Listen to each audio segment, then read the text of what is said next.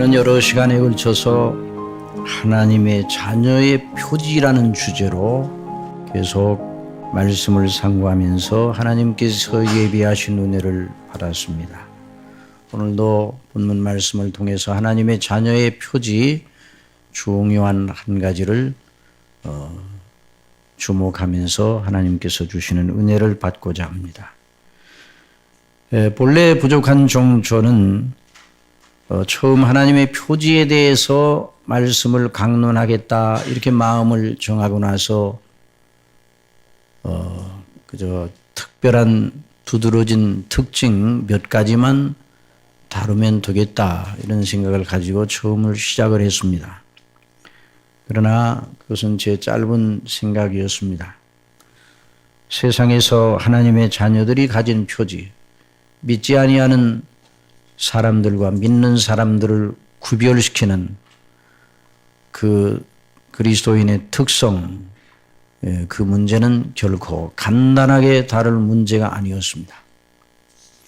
하나님의 말씀 전체가 예수 그리스도를 믿음으로 말미암아 구원을 받은 하나님의 자녀들의 영광스러운 특성에 대해서 줄기차게 정말 많이 말하고 있다 하는 것을 다시 한번 발견하였습니다.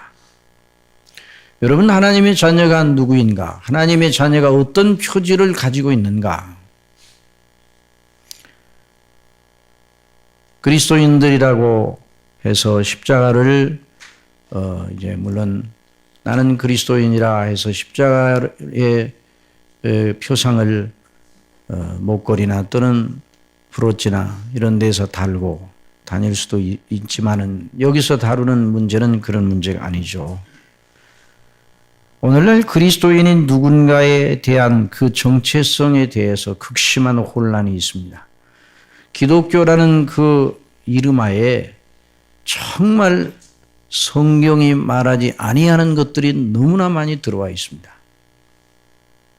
그래서 그리스도인이 누구냐? 하나님의 자녀가 어떤 사람이냐? 하나님께서 그리스도 안에서 택하시고 구속하시고 죄를 용서하시고 의롭다 하시고 자녀로 삼아주신 사람들, 그들 속에 분명한 특성이 드러나게 되어 있는데 그것을 어떻게 우리가 발견할 수 있겠는가?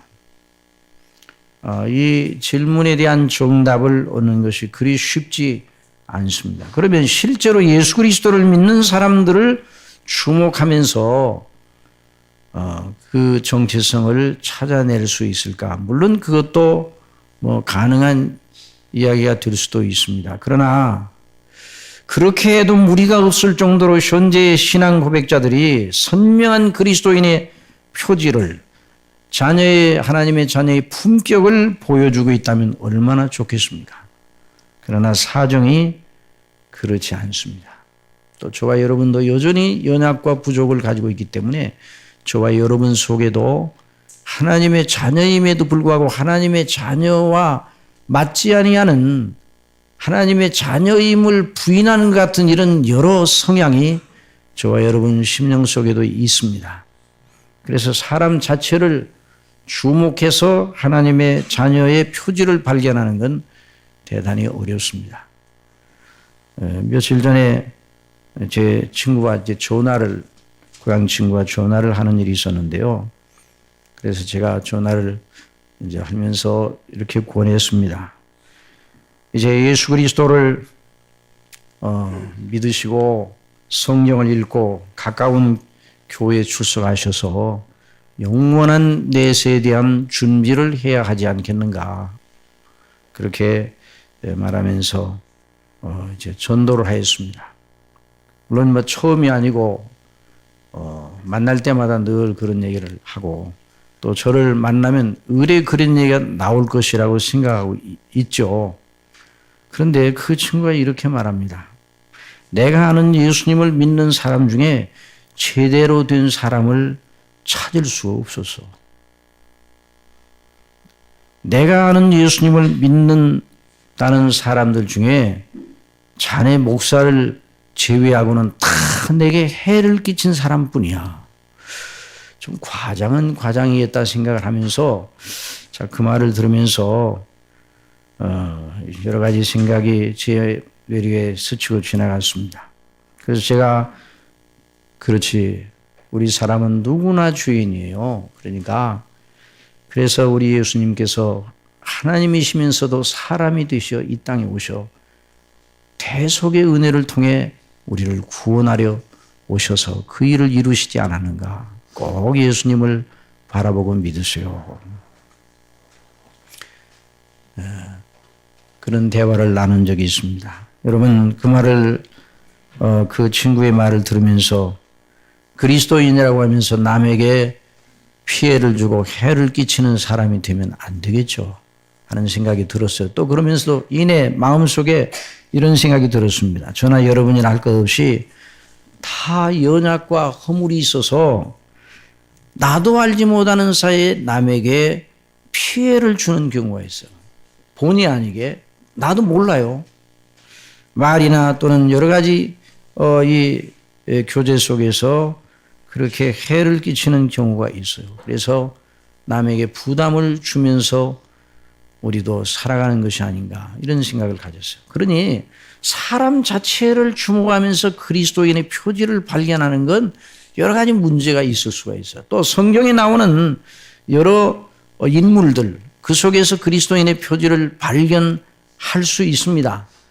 그렇지만 여전히 사람 자체는 연약하여서 사람에게 머물면 또 혼란이 올 수가 있습니다.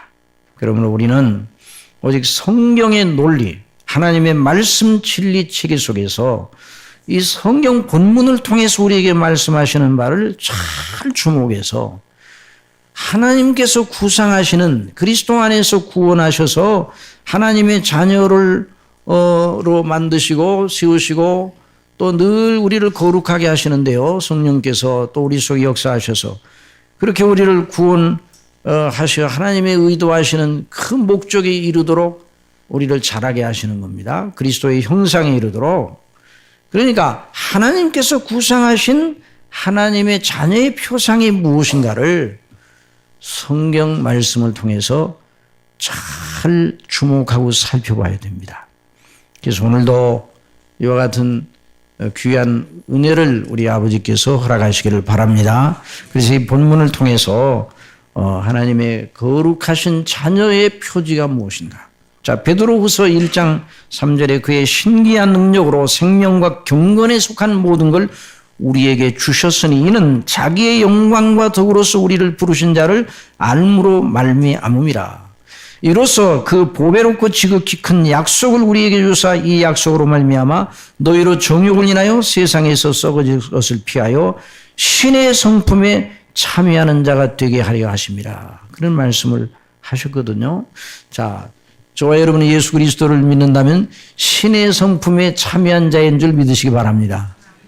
그런데 우리 속에는 그 신의 성품에 그 씨앗을 막고 그걸 거스리는 그런 죄악적 본성이 또 있어요. 그래서 우리의 얼굴을 바라보면서 그리스도를 발견했다가도 또 다른 얼굴이 우리 속에 있기 때문에 어떤 때는 믿지 아니하는 사람들이 실망을 하고 예수님 믿는 사람이 어떤 사람인가 이렇게 자꾸만 혼란이 있을 수가 있어요. 그러나 여전히 하나님의 자녀의 표지, 그 표지의 그 실체를 우리가 오늘 말씀을 통해서 발견하기를 원합니다. 자, 그러면 하나님의 자녀들에게 보이는 표지, 하나님의 자녀들을 다른 사람들과 다르게 보이게 만드는 특성들을 한 초점으로 모아 말하자면 여러 특성들이 있는데 물론 하나죠. 하나인데 그 특성들을 마치 볼록 렌즈를 통해서 빛이 들어가면 초점이 생기듯이 꼭 그 특성들을 하나로 모으는 초점을 맞추어서 진술한다 그러면 어떻게 말할 수 있겠는가? 하나님의 보내신 자 예수 그리스도를 아는 지식과 그 믿음의 자세를 통해서 그 특성이 나타납니다. 여러분 처음 듣는 이야기입니까? 처음 듣는 얘기 아닙니다. 언제나 우리가 들어왔던 것인데 여전히 그것입니다. 하나님의 아들 그리스도 예수님에 대하여 우리가 어떻게 마음을 가지느냐, 그분에 대해서 우리가 어떤 사람이냐, 그걸 통해서 하나님의 자녀됨이 드러납니다. 오늘 여기 본문 말씀 마가복음 8장 38절 마지막 그 절에 말씀해 주셨습니다. 누구든지 이 음란하고 죄 많은 세대에서 나와 내 말을 부끄러워하면 인자도 아버지의 영광으로 거룩한 천사들과 함께 올 때 그 사람을 부끄러워하리라 그랬습니다. 여러분, 하나님의 자녀들은 하나님의 아들 우리 주 예수 그리스도와 그 말씀, 그 행사를 부끄러워하지 않는 사람들입니다. 여러분이 예수 그리스도를 정말로 자랑합니까? 이 부끄러워하지 않는다는 말은 자랑한다는 말을 강하게 표현한 말입니다. 부끄러워한다는 건 좀 모자란 것이 있어. 그걸 내놓고 자랑할 수가 없다. 이런 얘기 아니에요. 그렇게 부끄러워하지 않는다 그 말은 자랑한다는 말이에요. 하나님의 자녀들, 구원받는 하나님의 사람들, 구원받을 만한 믿음을 가지고 하나님을 아버지라 부르고 있는 사람들, 지상에 있는 참 하나님의 자녀들은 예수님과 그 말씀과 그 행하심을 부끄러워하지 않는 사람들입니다. 자랑하는 사람들입니다. 이게 요점인 것입니다.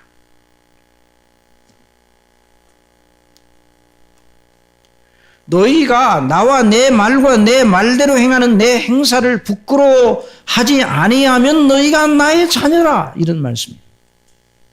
너희가 나와 내 말과 내 행사를 부끄러워하면 나도 아버지 앞에서 너희를 부끄러워하리라. 아버지의 영광과 천사들의 호의 속에서 마지막 날 예수님이 재림하실 때 그날 그 영광의 날, 그 디데이에 부끄러워할 것이다. 여러분, 예수님이 그날 저와 여러분을 부끄러워하지 않기를 바랍니다. 그러면 저와 여러분이 예수님을 부끄러워하지 않아요. 예수님과 그 말씀과 그 행하시는 모든 일을 우리의 자랑과 기쁨과 소망과 큰 보배로 알고 믿으며 그에 합당하게 행하는 사람, 이 사람이 바로 하나님의 자녀이다, 이렇게 말합니다. 이걸 우리의 삶 속에 자꾸만 드러내려고 또 애를 써야 돼. 이 표지와 자녀는 자랑하는 거예요. 드러내는 거예요. 어떤 사람들이 보면 여기 양복에다가 배지를 달고 있어요. 그 배지가 뭔지를 모르는데 자기가 어디에 속해 있다는 것을 드러내고 자랑하기 위해서 하시는 배지를 다는 거예요.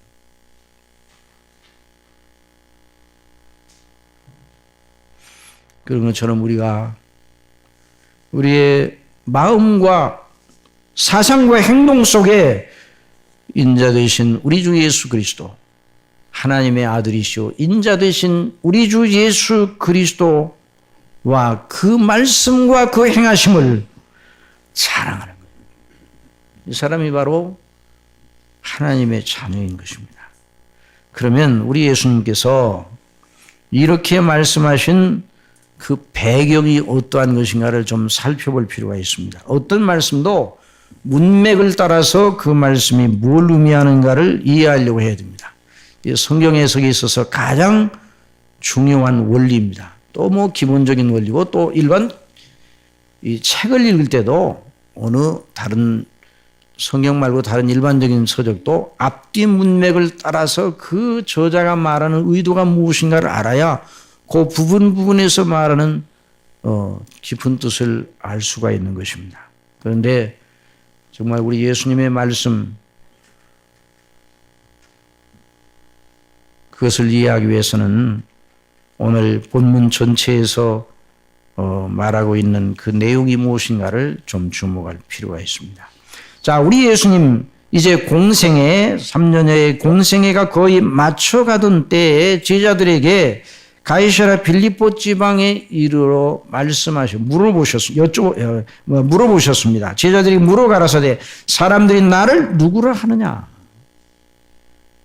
전에 말씀드린 것처럼 어떤 의미에서 제자들을 3년 동안 교육하신 다음에 종합 테스트를 하는 것이라고 말할 수 있어요. 예수님께서 3년 동안 뭘 가르쳐 주셨는가? 제자들에게 집중적으로 뭘 가르쳐 주셨는가? 나중에 이들이 사도들이 될 터인데 예수님이 누구신가를 가르쳐 주셨습니다. 여러분, 정말 예수님은 3년 동안 제자들에게 여러 말씀을 해 주셨지만 그 모든 말씀들이 구약 성경에서 모세와 선지자들을 통해서 줄기차게 예언하여 말씀하시던 바로 그분이 당신 자신임을 드러내 주셨습니다. 그러니까 예수님의 교과목, 그 제자들을 가르치는 커리큘럼 전체는 예수님이 누구냐를 드러내 주시는 것이에요. 여러분, 저와 여러분이 지금 삶을 살아가고 있습니다. 저와 여러분의 삶의 진정한 의미는 예수님이 누구시냐를 아는 데 있음을 믿으시기 바랍니다. 이게 그렇게 중요해요. 여기에 모든 게 다 달려있는 거예요. 예수님을 정말 바르게 알고 여기에는 사도들처럼 고백할 수 있다면 정말 복 있는 사람들입니다.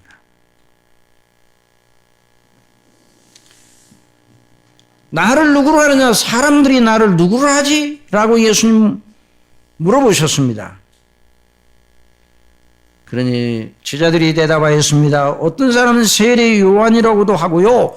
어떤 사람은 엘리야라고도 하고요. 어떤 사람은 선지자 중에 하나라고 그렇게 말하나이다. 예수님 말씀하셨습니다. 너희는 나를 누구로 하느냐? 사람들은 그렇게 말하는데 너희는 나를 누구로 하느냐? 베드로가 대답하였습니다. 베드로가 여러 제자들을 대표해서 주는 그리스도시니다. 마태복음에 보면 주는 그리스도시요 살아계신 하나님의 아들이십니다. 그리고 이 말씀을 들으신 예수님께서 이걸 아무에게나 말하지 말라. 왜 예수님이 이 말씀하시는가? 아무에게 말해도 그때는 아직 그렇게 말해 예수님이 그리스도라고 선전해도 아직 때가 아니었어요. 나중에 예수님을 그리스도라고 선전할 때가 오게 되는 것입니다.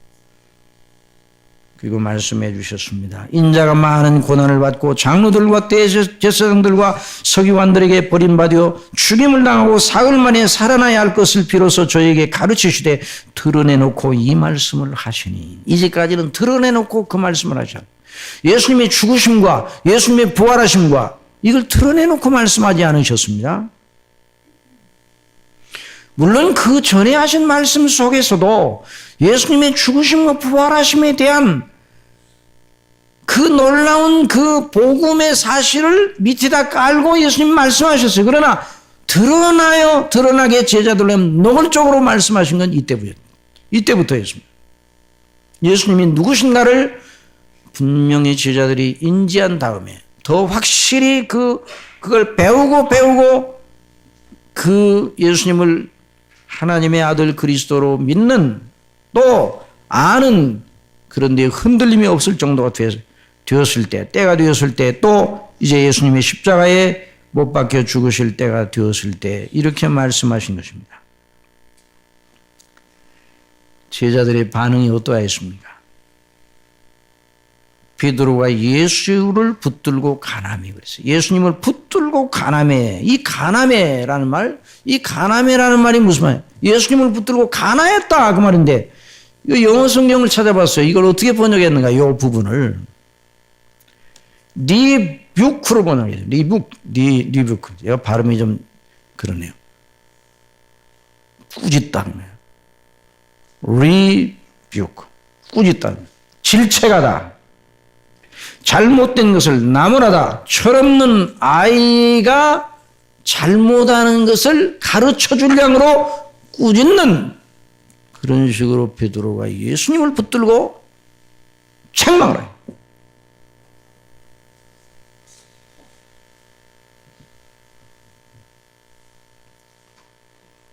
그에 대해 우리 예수님이 뭐라고 말씀하셨습니까? 사단아, 내 뒤로 물러가라. 내가 하나님의 일을 생각지 아니하고 도리어 사람의 일을 생각하는다. 제자들을 늘 돌아보시며 베드로에게 그렇게 말씀하시며 꾸짖으셨다는 건 베드로뿐만 아니라 다른 제자들 다 들으라고 뿐만 아니라 이 기록을, 이 성경의 기록을 듣는 모든 하나님의 자녀들이, 이 땅에 있는 하나님의 자녀들이 꼭 유념하라고 그렇게 말씀하신 거죠. 사단아, 내 뒤로 물러가라 말씀하셨어요. 여러분이 베드로를 사단이라고 예수님이 지칭하신 것은 베드로 자신을 사단이라고 명명하신 것은 아닙니다. 다만 베드로의 마음과 행동 속에서 간교하게 일하는 사단을 감지하신 것입니다. 또 베드로가 사단의 하수인 것 같은 일을 지금 하고 있다는 걸 예수님은 지적하신 것입니다. 여러분, 사단의 큰 특징은 무엇입니까? 하나님을 막되 사람의 마음에 암시를 던져 하나님의 일을 생각지 못하고 사람의 일을 생각하게 하는 데 있습니다. 여러분, 아담과 하와를 유혹할 때도 마찬가지였습니다. 선악을 알게 하는 나무의 실과를 따먹지 말라, 내가 먹는 날에는 정령 죽으리라 하신 말씀을 어기게 할 때도 그렇게 하였다는 말입니다. 너희가 결코 죽지 않냐리라. 너희가 그것을 먹는 날에 너희 눈이 밝아 하나님과 같이 되어 선악을 알 줄을 하나님이 아심이라. 누구를 위하는 척이에요? 사람을 위하는 척이에요.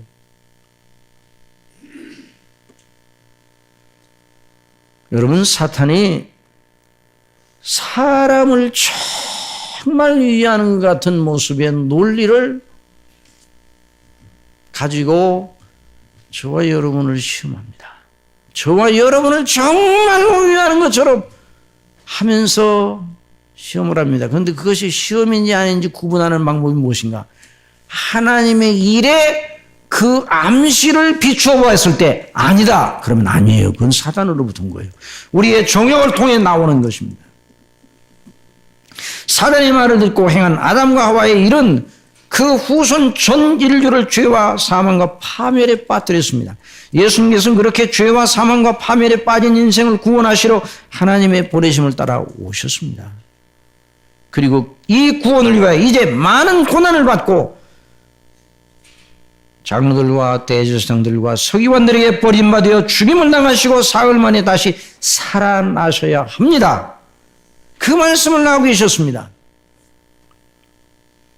누구의 일입니까? 그 일이 하나님의 일입니다.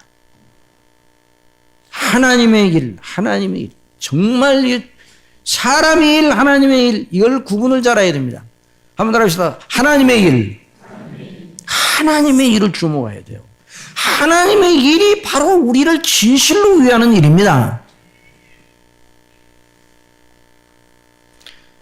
물론 아직 제자들이 그 예수님의 말씀을 이해할 수 있는 처지에 놓이지 않았기 때문에 그렇게 하였습니다. 예수님께서 죽으신다니 마음의 비통함이 느껴질 수밖에 없었죠. 물론 그걸 표현하는 것이었다면 문제가 다릅니다. 그러나 베드로의 태도는 그 이상이었습니다. 하나님의 일보다 사람의 일을 앞세워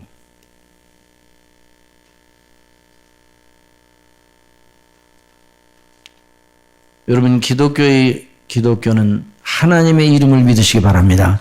그럼 사람을 무시하는가? 아니에요. 사람을 무시하는 것이 아니에요. 하나님보다 사람을 더 위하시는 분이 누구입니까? 저와 여러분을 지으신 분이 하나님이십니다. 저와 여러분에게 필요한 모든 걸 공급하시는 분이 하나님이십니다. 저희를 파멸해서 건지시는 오직 유일한 구주께서 하나님이십니다. 그러므로 하나님의 일은 저와 여러분을 위하는 영광스럽고 복된 일입니다. 그러므로 하나님의 일에 주목을 해야 되는 것입니다. 사람의 사정을 앞세우고 하나님의 일을 막으려 해서는 안 된다는 말입니다. 그리고 우리 예수님께서 말씀하셨습니다. 제자들을 불러 이르시되 아무든지 나를 따라오려거든 자기를 부인하고 자기 십자가를 지고 나를 쫓을 것은 누구든지 제 목숨을 잃으면 목숨을 구원코자 하면 잃을 것이라. 여기서 말하는 이 목숨은 우리 예수님께서 말씀하시는 이 목숨은 진정한 목숨, 영혼에 대한 문제를 말씀하고 계셔요. 누구든지 나와 복음을 위하여 제 목숨을 잃으면 구원하리라. 나와 복음을 위해서 죽을 각오가 되어 있는 사람. 왜? 우리 주님과 그 복음의 영광이 그렇게 놀랍고 영생을 주는 놀라운 것이기 때문에 그거를 알고 그걸 믿고 있어 자기 목숨도 믿음을 위해서 버릴 준비가 되어 있는 그런 믿음, 그런 사람은 구원을 받으리라. 사람이 말고 온천을 넣고도 제 목숨을 잃으면 무엇이 유익하리요? 사람이 무엇을 주고 제 목숨을 바꾸겠느냐? 영어 성경은 무엇을 주고 자기 영혼을 바꾸겠느냐? 무엇을 주고 자기 영혼의 구원의 문제를 포기하겠느냐 이 말이에요. 사랑하시는 성도 여러분, 무엇을 주고 여러분의 영혼 구원의 문제를 포기하겠습니까? 아무것도 없는 것이죠. 영혼 구원을 못 받으면 모든 것이 다 제로로 해서 끝나는 것이 아니에요.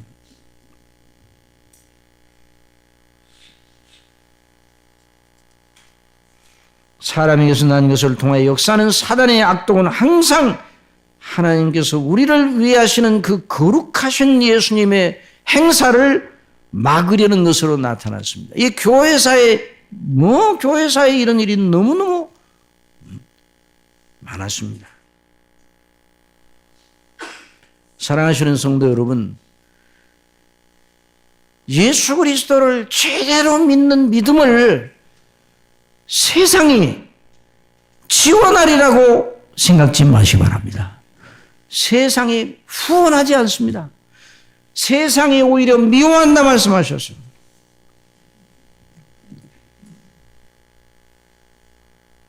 우리가 예수님을 믿고 이 세상에서 믿음을 가지고 갈 때에 모든 걸 하나님께서 모든 방면에 다 잘되게 하시고 모든 방면에 원하는 대로 모든 걸 주시고 오늘 구하면 주시리라 뭘 구하라고 하셨어요? 여러분이 원하는 소원하는 모든 걸 다 주시리라 그런 뜻이 아닙니다. 그건 기독교가 아니에요. 오히려 성경은 하나님의 말씀 속에서는 계속 경계를 하고 있습니다. 사랑하는 자들은 너희를 시련하라고 오는 불시험을 이상한 일 당하는 같이 여기지 말고 너희가 그리스도의 고난에 참여하는 것으로 즐거워하라. 이는 그의 영광을 나타내실 때에 너희로 즐거워하고 기뻐하게 하려 함이라. 제자들의 마음을 굳게 하여 이 믿음에 거하라. 구원하고 또 우리가 하나님 나라에 들어가려면 많은 환난을 겪어야 할 것이라. 너희가 세상에 속하였다면 세상이 자기의 것을 사랑을 터이나 너희는 세상에 속한 자가 아니요 도리어 세상에서 나의 택함을 입은 자인 거로 세상에 너희를 미워하느니라. 형제들아, 세상에 너희를 미워하거든 이상히 여기지 말라. 그러니까 예수님을 믿고 구원받은 하나님의 자녀가 이 순례길을 가는 동안 영적인 치열한 전투에 돌입하게 되는 것입니다. 부끄러워한다. 예수님의 말씀을 부끄러워하지 않는다. 예수님을 부끄러워하지 않는다. 부끄러워한다. 부끄러워하지 않는다. 이 차이는 굉장한 차이인 것이에요. 여러분, 진실로 거듭나서 하나님의 자녀가 된 이들은 바로 그 예수님과 그 예수님이 행하신 일을 부끄러워할 수가 없습니다. 왜요? 거기에 자기의 구원의 모든 것, 영원한 것이 그 속에 있기 때문에. 자랑스러워 견딜 수 없어 합니다. 예수님이 만일 십자가에 못 박혀 죽지 않으셨으면, 부활하지 않으셨으면 저와 여러분은 정말 아무것도 아닙니다. 아니, 그런 일이 없었다면요, 역사는 이미 끝났을 겁니다. 왜 역사가 진행되는지 우리는 알아야 됩니다. 예수님이 다시 오실 날을 있기 때문에 역사가 진행되는 겁니다. 여러분들 분명히 믿으셔야 됩니다. 예수님의 십자가의 대속의 놀라운 갈보리 언덕의 십자가에 죽으신 역사가 있었기 때문에, 그런 일이 있었기 때문에, 다시 사신이 있었기 때문에 역사가 계속 진행되는 거예요. 왜요? 그 놀라운 효력을, 복음을 증거하여 그 복음을 믿고 구원받게 하시려고 세상을 진행시키는 거예요. 모든 사람이 회개하여 예수 그리스도를 믿음으로 구원받도록 하기 위하여 역사가 계속 진행되도록 하시는 것이죠.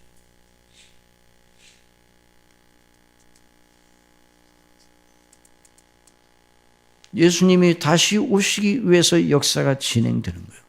이거 외에는 역사를 바르게 풀 사관이 존재하지 않습니다. 역사를 어떻게 보느냐? 사관이 있어요. 사관. 미업 히스토리. 역사관이 있어요. 역사관. 그 역사관, 역사를 어떻게 보느냐? 여러 철학에서 철학자들이 보는 역사관이 있어요. 또 여러 그 이즘, 여러 주의를, 여러 주의가 있잖아요. 이런 여러 변증법적 철학에서 보는 역사관. 사회주의적인 시각에서 보는 역사관. 다 역사관이다.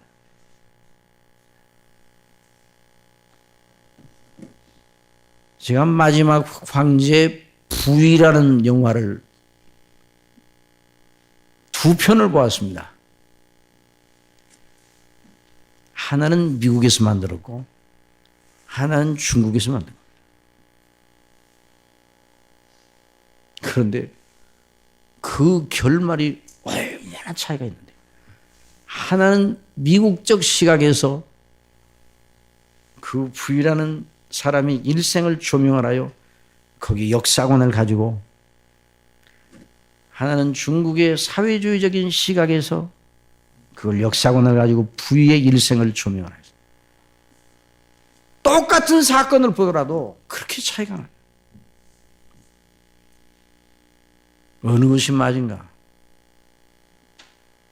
사랑하시는 성도 여러분, 역사를 우리 주 예수 그리스도를 통해서 이루실 하나님의 뜻에서 찾으시기 바랍니다. 역사의 의미를 거기서 찾아야 돼요. 그러니까 우리 예수님의 모든 교훈은 예수님의 십자가에 못 박혀 죽으심과 예수님 다시 사심과 하나님 우편에 계심과 다시 오심과 예수님의 탄생으로부터 시작해서 예수님의 재림에 이르기까지 오늘 우리가 신앙 고백한 이 체계가 복음의 역사, 이것이 바로 예수님이 말씀하신 나와 내 말, 바로 내 말, 우리 예수님이 말씀하신 대로 예수님이 십자가에 죽으시고 십자가에서 죽으신 다음에 사흘 만에 다시 살아나시고 하늘에 오르시고 또 하나님 우편에 계시다가 또 때가 되어 다시 이 땅에 오시는, 재림하시어 심판하러 오시는 그 놀라운 이 구조, 그 구조 속에 복음이 들어있는 거예요. 그걸 부끄러워하지 않는 사람이 하나님의 자녀입니다. 그걸 부끄러워하지 않는 사람이 하나님의 자녀예요. 베드로가 왜 예수님을 가나에 붙들고 그리하지 마옵소서 왜 했는가? 부끄러운 생각이 쫙 들어왔어요. 예수님이 오병이어를 가지고 5,000명을 먹이시고 바람과 바다도 잔잔케 하시고 죽은 자도 살리시고 나사로의 무덤가에 가서 나사로야 나오너라. 죽은 지 나흘이 되어 썩어 냄새가 나는 그 나사로를 향하여, 무덤에 갇혀있는 나사로를 향하여 나오라. 나사로가 배로 동인 채 걸어. 이런 예수님의 모습을 보며 제자들은 너무너무 영광스럽고 너무너무 자랑스러웠을 것입니다. 마음이 그런 일이 있을 때마다 또 예수님이 당신의 나라에 대해, 당신의 킹덤, 당신의 나라에 대해서, 왕국에 대해서 말씀하셨어요. 하나님의 왕국, 내 나라 말씀하셨어요. 그러니 앞으로 이루어질 놀라운 나라에 대한 희망, 포부가 베드로와 제자들의 마음속에 너무너무 가득 차고 있었어요. 예수님이 이루실 나라, 오병이어 5,000명 보리떡 5병 보리떡 5개 물고기 2마리를 가지고 5,000명을 먹이고 12바구니 남은 조각을 거두고 4,000명을 먹이고 7광주리를 거두는 이런 놀라운 역사를 하시는 그분이 임금이 되시면 그 나라가 어떤 나라겠어요? 이 세계에 그런 나라가 있겠는가? 포부가 너무너무 커서요. 그런데 우리 예수님이 죽으신다고. 너무너무 자랑스러웠어요, 지금까지는. 그러나 예수님이 죽으신다고 하니까 너무 부끄러운 생각이 들어왔어요. 예수님이 죽으시면 다 끝나는 거예요. 여러분, 세상 사람의 눈에는, 사람의 생각에는 죽으면 끝입니다. 여러분, 사람의 생각이면 죽으면 끝입니다. 그러나 하나님의 생각에는 죽음이 끝이 아닙니다. 이게 참 중요한 내용입니다. 여러분, 모든 저와 여러분이 이 세상에 살아가면 죽으면 끝나는 게 아니에요.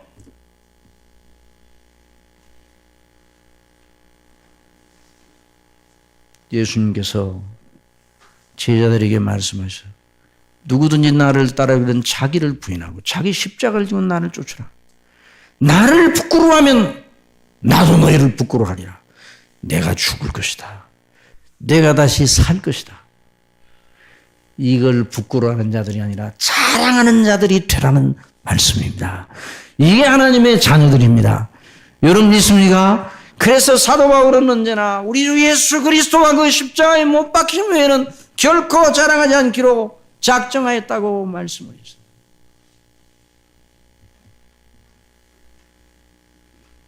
예수님의 복음서에는 여러 이적에 대한 사건들, 권능에 대한 사건들이 많이 나옵니다.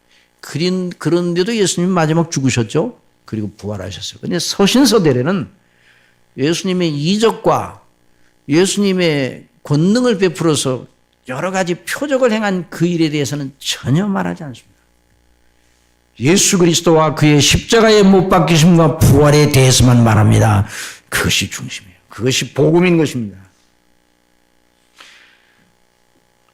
그런데 오늘날 많은 우리 교회에 나오신 분들은 그런 분들이 없기를 바랍니다. 교회를 나오시면서도 예수님의 사랑, 예수님의 자비하심, 예수님께서 인자하시고 얼마나 선하신 분입니까? 여러분, 예수님이 정말 훌륭하시고 선하시고 착하신 분이고 사랑의 사도라 이런 말할 때 그 예수님을 반대할 사람이 한 사람도 없습니다.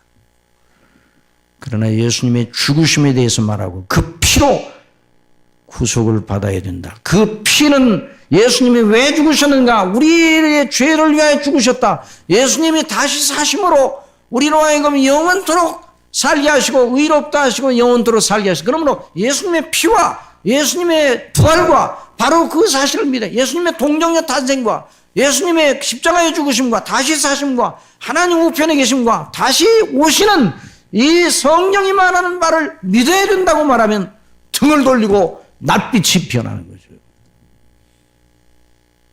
그래서 많은 사람들이 성경을 읽고도 예수님의 그 놀라운 그 행사를 부끄러워하며 순종하고 있습니다. 예수님의 착하신 일에 대해서 반대는 안 하지만 예수님의 죽음에 대해서는 버리는 것이에요. 예수님의 십자가의 죽으심을 부끄러워하는 거예요.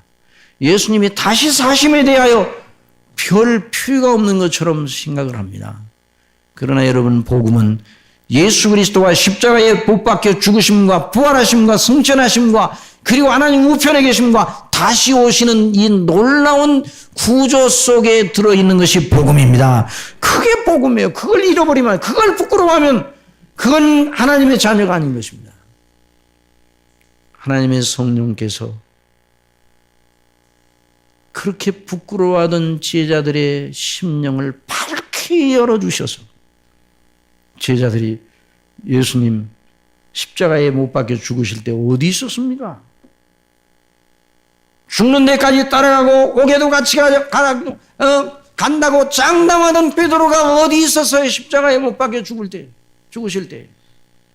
그날 저녁에 다 울기 전에 내가 3번 나를 부인하리라. 예수님 따라가다가 예수님이 부끄러웠어요. 매 맞으시고 십자가에 못 박혀 죽으시는 그 경로, 그러다가 예수님이 뻘떡 일어나셔서 이 모든 원수들을 다 멸하실 줄 알았는데 그렇지 않습니다. 베드로가 칼을 뽑아 전쟁을 시작하면 그 다음에는 예수님이 책임지겠다고 생각을 했는데 오히려 칼집에 꽂으라. 칼을 쓰는 자는 칼로 망하느니라.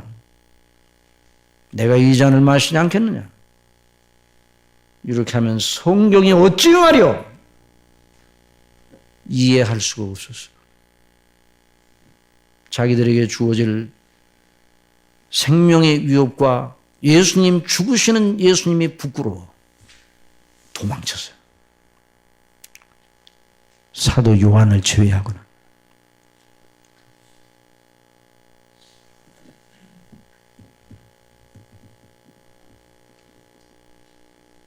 부활하신 예수님을 믿지 않았습니다.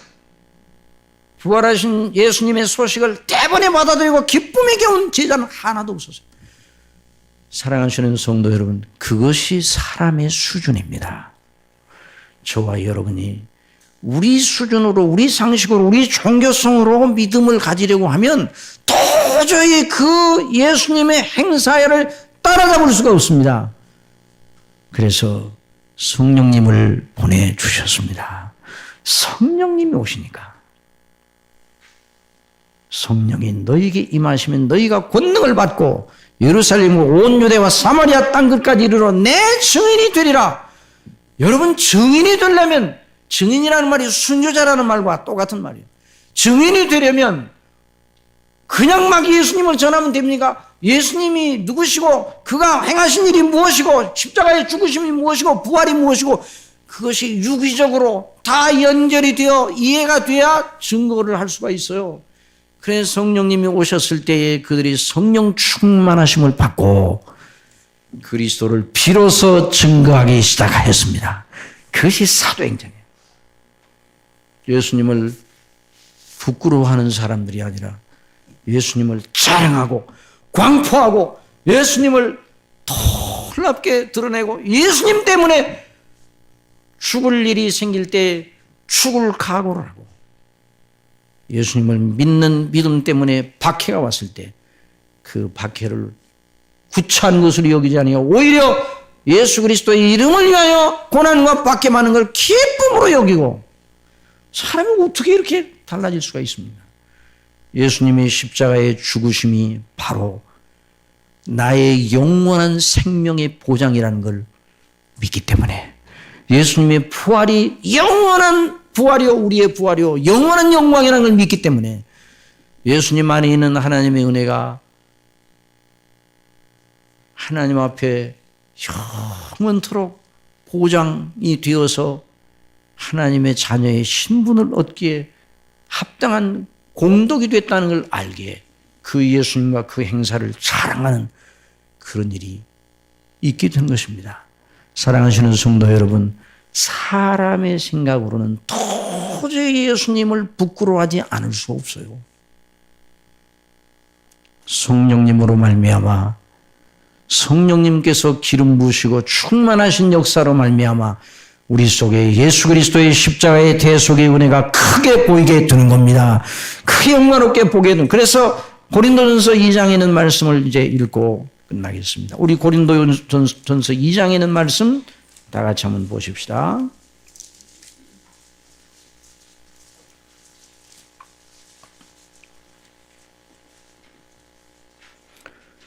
(6절에) 있는 말씀도부터 봅시다. 6절에 있는 말씀.